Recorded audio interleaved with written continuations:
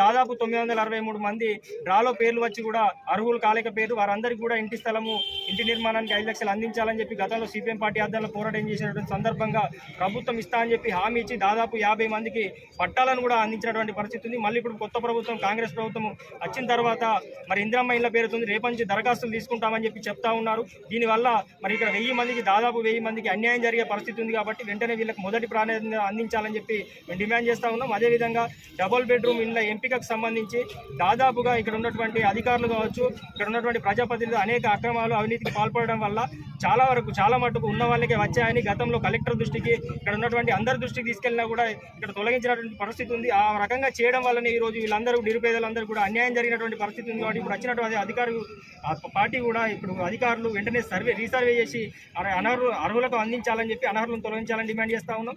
మరి 112 మందికి ఎన్ని అంటే 4 డబుల్ బెడ్రూమ్ ఇల్లు కూడా